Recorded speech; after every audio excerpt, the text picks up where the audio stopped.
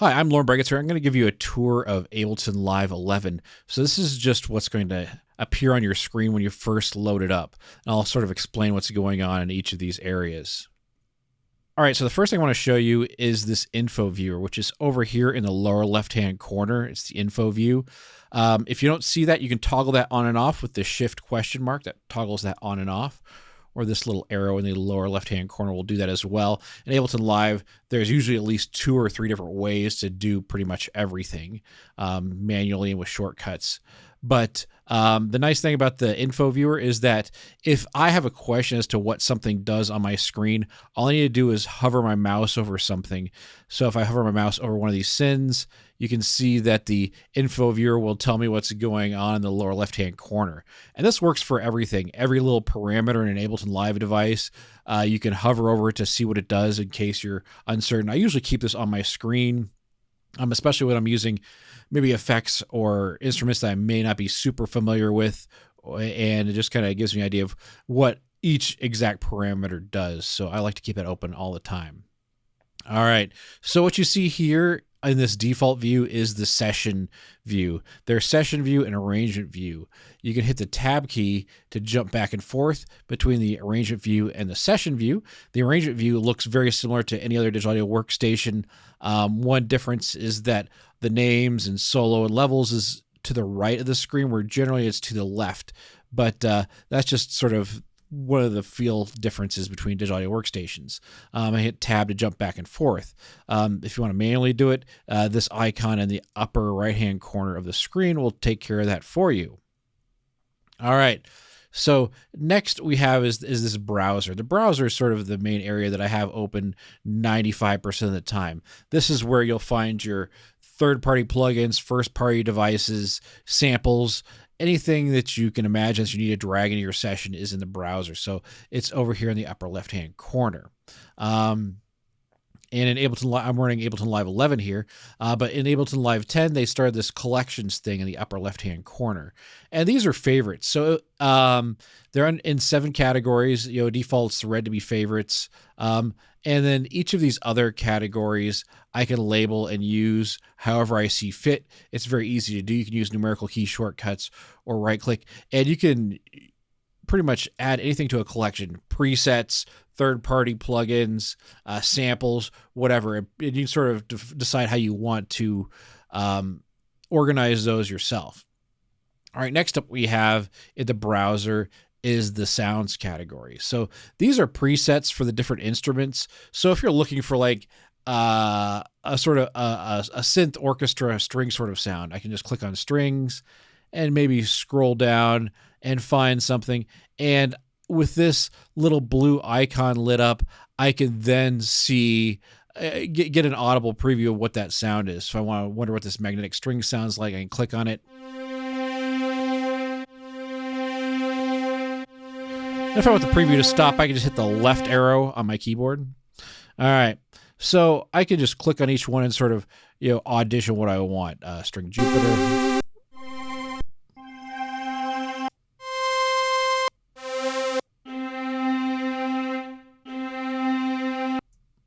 So I can preview sounds that way. So if you're looking for things in a particular category, you can just grab them from the sounds. Now, drums is the same way. I have all these different drum kits installed, a whole ton of drum kits. And if I want to get a preview of what each drum kit sounds like, I could just click on it and I'll get a preview of it. It'll just give me a preview, beat.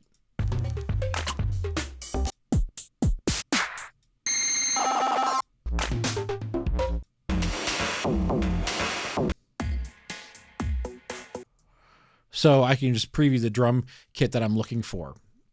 Next we have instruments. So these are the first-party instruments that's installed with Ableton Live 11. I can click on these and I can see, all these different instruments, and I'll go through what each of these do in a separate video. But if I click on each one, again, I have presets that are there, including ones that I've made myself. And so you can click and preview those as well. So These are presets for all the different instruments. We have audio effects. So these are categorized. In Ableton Live 11, they started categorizing these. So I'm looking for like a delay. I have this delay loop category, drive and color, dynamics for compression and gates, EQ and filters, modulators, pitch and modulation, reverb and resonance, and utilities. So these are the categories they break down, so you don't have to like search through a whole bunch if you're looking for like EQ type effects or compression effects. Those will show up under their own folder.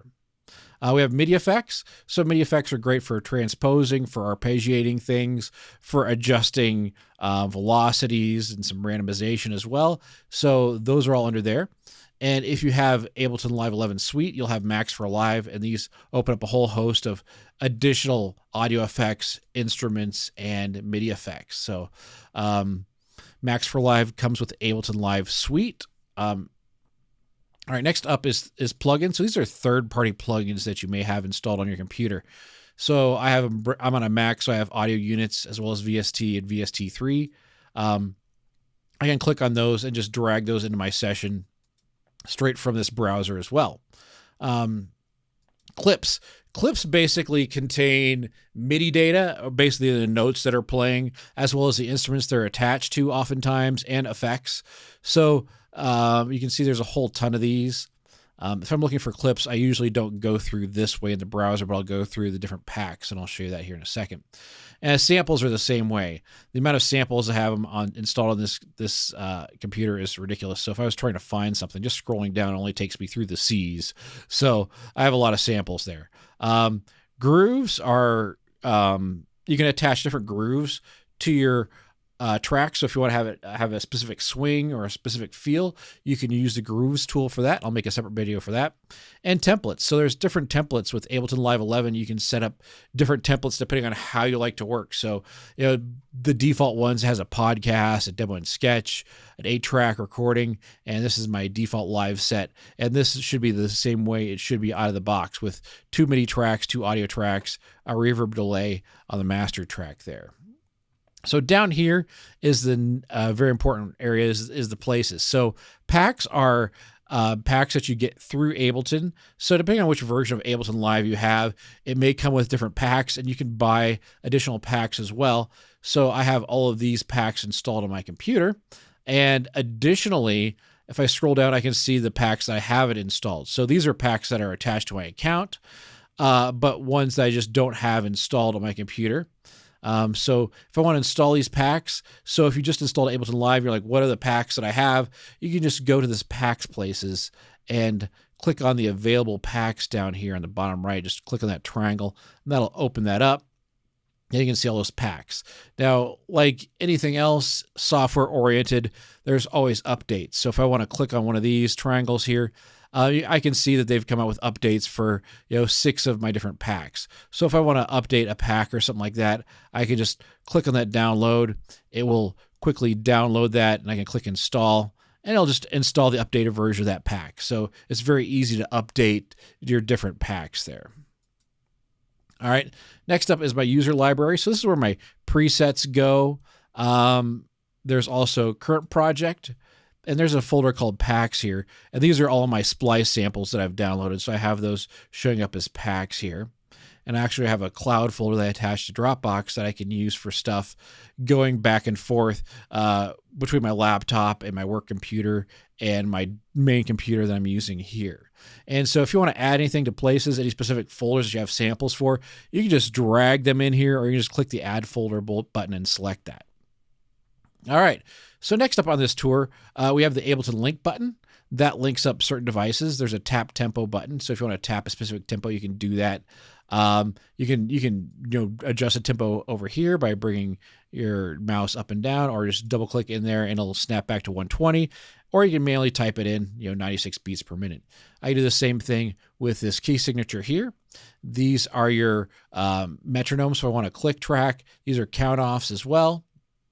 And over here we have play, stop, and record buttons.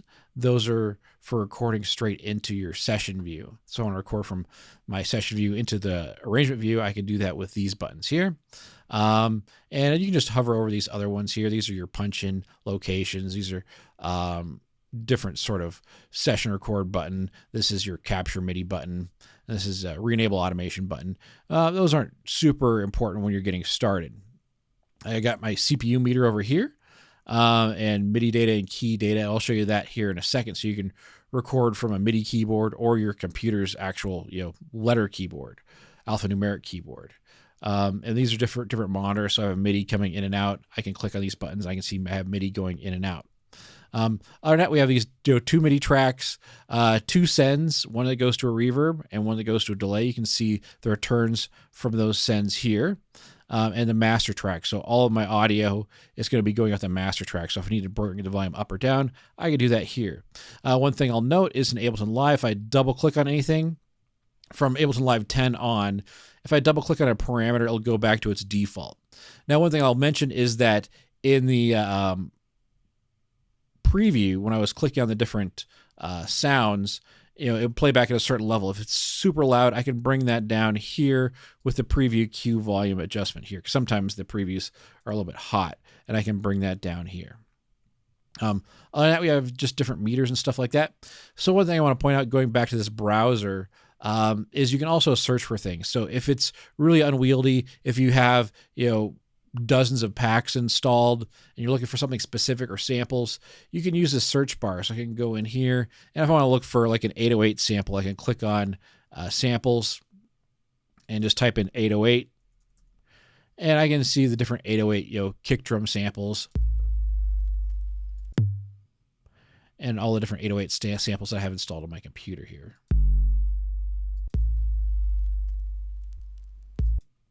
So I'll use that search quite a bit if I'm looking for specific samples. So that's just sort of an overview of the interface you see in Ableton Live 11. I will go into details on further videos here in just a little bit.